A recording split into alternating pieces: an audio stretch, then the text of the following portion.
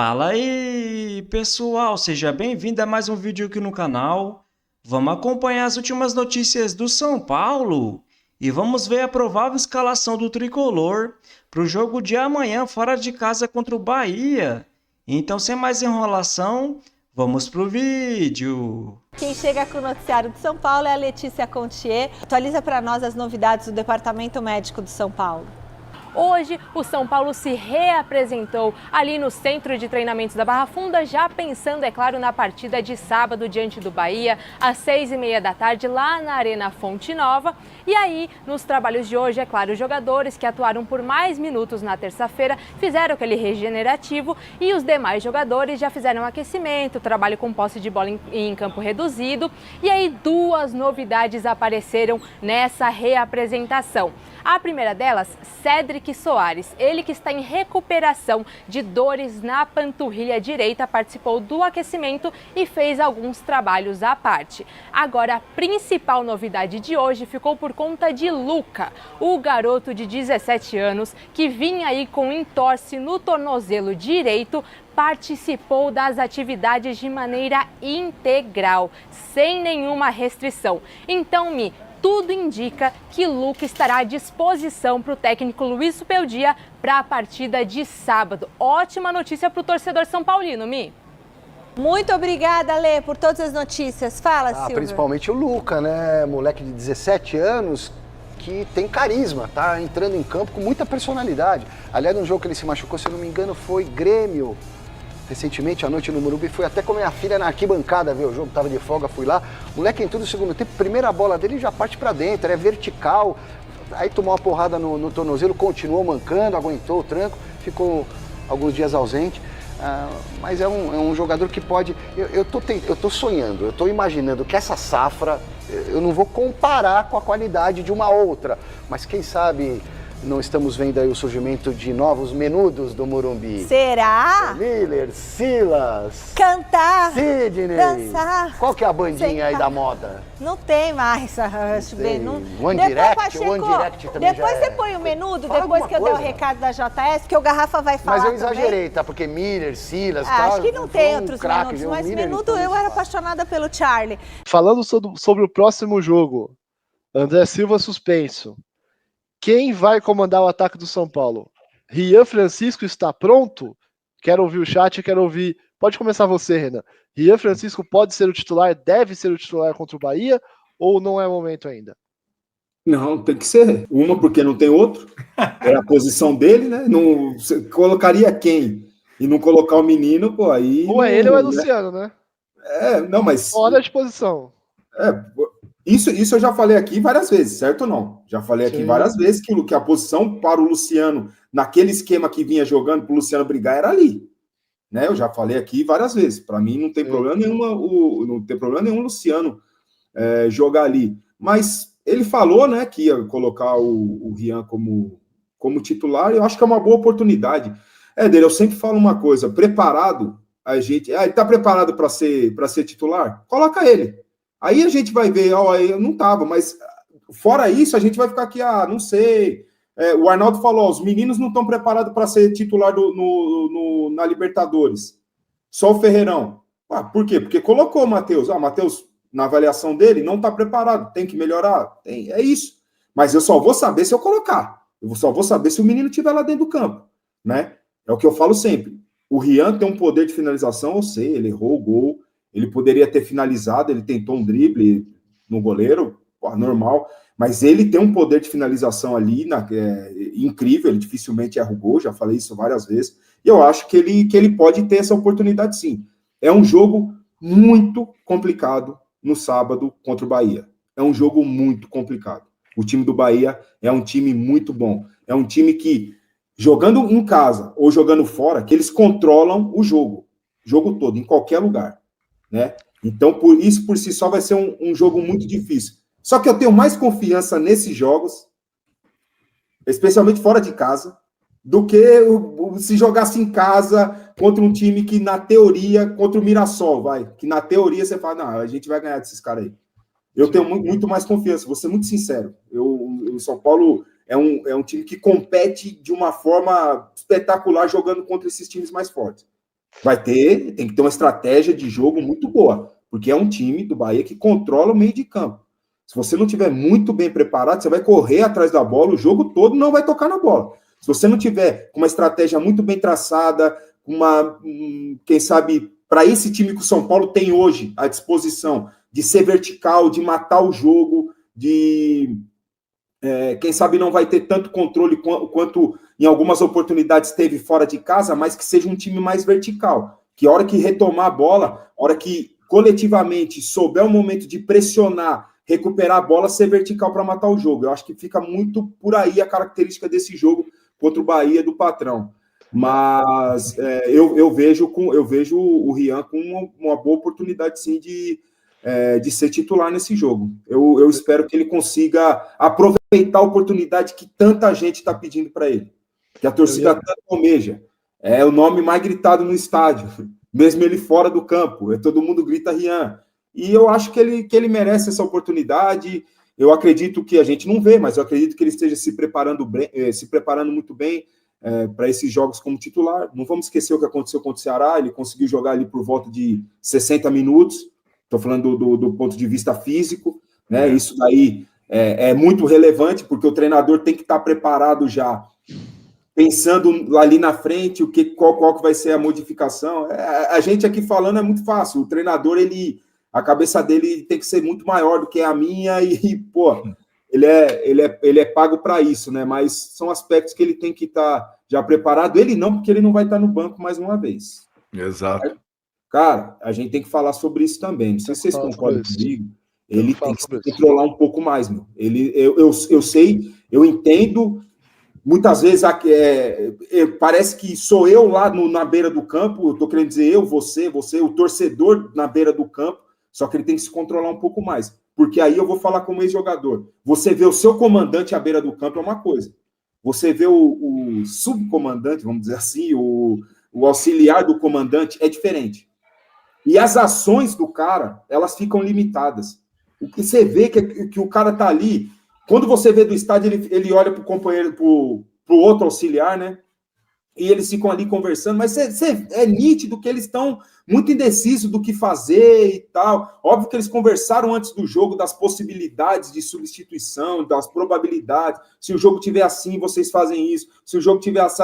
Mas, cara, eles trabalham com esses jogadores todos os dias, mas para o jogador, você vê ali do lado do campo, você olhar para uma instrução, seu comandante é completamente diferente. E vai ser o 12º, 11º, o 12º lá na Libertadores, que ele já está suspenso. Exato. Eu entendo, mas ele tem que rever esse jeito dele. Porque ele tem que saber que ele faz muita diferença à beira do campo. Num jogo tão importante quanto uma oitava de final de Libertadores, sabe-se lá contra quem, pode ser um jogo muito difícil, inclusive. Eu ia falar, inclusive, que o jogo contra o Bahia, além de ser um jogo dificílimo por ser contra um time bom, fora de casa, que é contra um técnico que conhece um pouquinho do São Paulo, né? Então ainda tem esse fator de enfrentar o Rogério Ceni. O Arnaldo, alguém vai quebrar o tabu, né? Ou o Cubeiras ou o Rogério Ceni. Ou vai dar empate, né? Porque o Rogério Ceni nunca... Aliás, a única vitória do Cubeiras foi contra o Bahia do Rogério Ceni, né? 3-1 no Morumbi. Num jogo que o São Paulo, aliás, jogou pra cacete. O São Paulo tinha um time bem melhor na época do que tem hoje. Bora falar agora sobre Thiago Mendes. O volante vai ou não jogar no São Paulo? Agora dá para tratar essa história como definitiva. Antes de gravar esse vídeo, consultei uma fonte super importante do São Paulo e questionei: existe alguma negociação? Vocês pensam em trazer o Thiago Mendes? Vale a lembrança de que depois de um ano negociando com o São Paulo, o Thiago enfim está livre do seu contrato no Al Rayyan. O vínculo se encerrava em 30 de junho, ele já foi liberado pelo clube e curte férias ao lado da família em Nova York. Pois bem, a resposta desse dirigente do São Paulo com quem conversei foi, abre aspas, pode afirmar que o Thiago Mendes não virá. O jogador está descartado diante da alta pedida. Nicola, mas ele está livre do mercado, verdade. Não haveria necessidade de compensação financeira para qualquer clube. Mas hoje ele e o Paulo Pitombeira, que é seu representante, pedem cerca de R$1 milhão por mês para um acordo. E diante desse cenário, São Paulo decidiu descartar a contratação do atleta, que já tem 33 anos de idade e disputou na última temporada apenas 11 partidas, embora tenha saído do Al Rayyan como titular. Ele havia sofrido uma lesão muscular grave no fim do ano passado e início desse ano. fora do Brasil desde 2017. Thiago Mendes também tem sido especulado no Atlético Mineiro. Antes de gravar o vídeo, consultei um dirigente importante do departamento de futebol do Galo e essa pessoa afirmou que essa negociação hoje é uma grande cavada do empresário. Oscar só volta após o Super Mundial a jogar pelo São Paulo, hein? Vou trazer detalhes e bastidores de como está a recuperação do meia do São Paulo. Mas antes, se inscrevam no canal, ativem as notificações, compartilhem os vídeos, todos os dias tem informações, bastidores do mundo da bola para vocês, e mercado também. O mercado está começando a ficar aquecido e a gente sempre traz novidades aqui para vocês no canal. Bom, o Oscar tem 2 jogos ainda, né? O São Paulo enfrenta o Bahia no final de semana e enfrenta também o Vasco depois da data FIFA, jogos de seleção brasileira, né? Jogos aí de data FIFA, a seleção brasileira joga contra Equador e Paraguai, a estreia, né, do Carlo Ancelotti à frente da seleção brasileira, data FIFA, e aí depois no dia 12 de junho tem uma última rodada do Campeonato Brasileiro, antes da parada do Super Mundial, né? Um 12 de junho, Dia dos Namorados, inclusive, cai numa quinta-feira, né? A seleção brasileira joga, aí 2 dias depois tem a rodada do Brasileiro e aí no fim de semana já tem o Super Mundial. Começa, né, o Super Mundial. Então o que acontece? São Paulo joga contra o Vasco e aí nesse período a ideia é não utilizar o Oscar nesses jogos. O Oscar já tá bem assim, tá se recuperando, tá bem, mas a ideia, a tendência é não usar o Oscar nesses jogos. E aí você tem um período longo, né, para recuperar o jogador. E aí não adianta você colocar o jogador em um jogo. E aí você tem uma recuperação, um período maior, você zera o atleta e aí você tem ele inteiro de volta na volta da data FIFA, quando você retoma as competições em julho, em 13 de julho. Então o São Paulo pretende fazer isso, pretende seguir esse cronograma de não levar ele para Bahia e também não utilizá-lo no Morumbi nesse jogo contra o Vasco. Aí você zera esse cronograma, zera esse trabalho nesse período longo até que o jogador se recupere e fique 100% fisicamente, 100% curado da lesão. Lesão é essa que impediu, né, vai e volta na questão física do Oscar. Então o São Paulo, que tem um DM cheio, né? Por exemplo, o Luca deve voltar já, esse sim, atuar mesmo, ajudar o São Paulo, ou pelo menos ficar à disposição. Mas o São Paulo está sofrendo aí nas últimas rodadas, nos últimos jogos, com uma quantidade muito grande de lesões, de jogadores lesionados, o que atrapalha demais. E o São Paulo de olho nisso, para não estourar seus jogadores e principais jogadores, no caso do Lucas, que, assim como o Oscar, só depois da parada para o Super Mundial. Então vamos comentar sobre essas últimas notícias do São Paulo. E o Tricolor entra em campo amanhã, agora jogando fora de casa contra o Bahia pelo Campeonato Brasileiro. E uma provável escalação do Tricolor deve ter Rafael, Ferrarese, Arboleda, Lanfranco e Enzo Dias, Cédric, Pablo Maia e Bobadilha, Luciano e Lucas Ferreira e na frente Rian Francisco. Lembrando que o volante Alisson e o centroavante André Silva está suspenso, assim como o Zubeldia, né, galera? Novamente fora. E é muito importante o São Paulo buscar esses pontos fora de casa. Eu vejo alguns comentaristas falando que a campanha do São Paulo é boa no ano, porque está invicto na Libertadores, que não sei o quê. Mas olha o nível dos adversários da Libertadores. Alianza Lima, Libertad, Talheres. Já no Campeonato Brasileiro, que o nível é um pouco maior, o São Paulo perde em casa para o Mirassol. Empata contra o último colocado Sport. Empata em casa também contra o Fortaleza. Então o São Paulo tem que começar a mostrar evolução, né, galera? Resta apenas 2 jogos antes da parada para o Mundial de Clubes. Vamos ver se depois dessa parada o São Paulo começa a mostrar evolução, porque vai ter oitavas de final da Libertadores, oitavas de final da Copa do Brasil e uma sequência pesada pelo Campeonato Brasileiro. E depois desse jogo de amanhã contra o Bahia, o Tricolor volta a campo no dia 12, agora jogando em casa contra o Vasco da Gama. Aí vai ter a parada para o Mundial de Clubes. E depois da parada, o Tricolor vai ter uma sequência pesada pelo Brasileirão.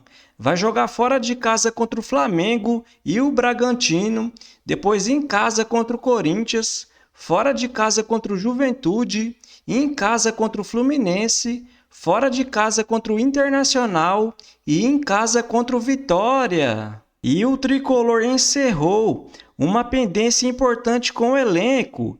Antes do jogo contra o Mirassol pelo Campeonato Brasileiro, o tricolor reuniu os jogadores no CT da Barra Funda para informar que os valores referentes à premiação pela classificação para a Libertadores deste ano seriam pagos, e foram. O São Paulo quitou à vista o bicho, prometido aos jogadores em caso de classificação para a competição continental.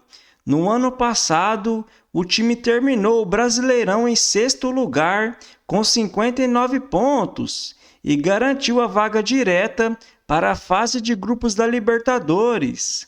A questão não era vista internamente como se fosse um atraso, porque não havia sido prometido uma data para o pagamento, mas a direção e os jogadores admitiam que era preciso encerrar a pendência o quanto antes, já que a fase de grupos da Libertadores para o São Paulo terminou na última terça-feira.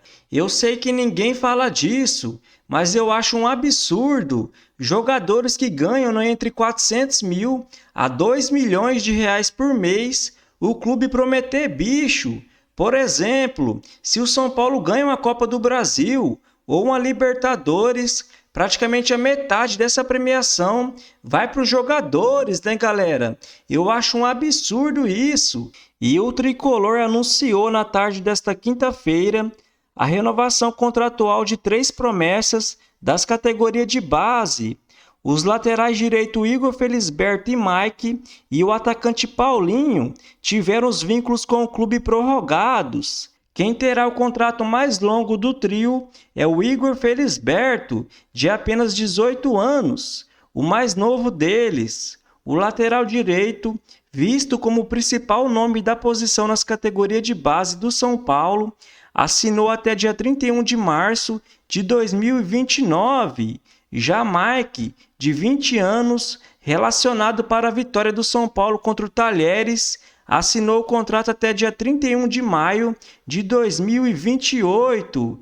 Já o atacante Paulinho, também de 20 anos, centroavante, assinou o novo contrato até dia 31 de dezembro de 2027. Então o São Paulo faz muito bem em renovar com essas jovens promessas para não começar a correr o risco de perder esses jogadores de graça.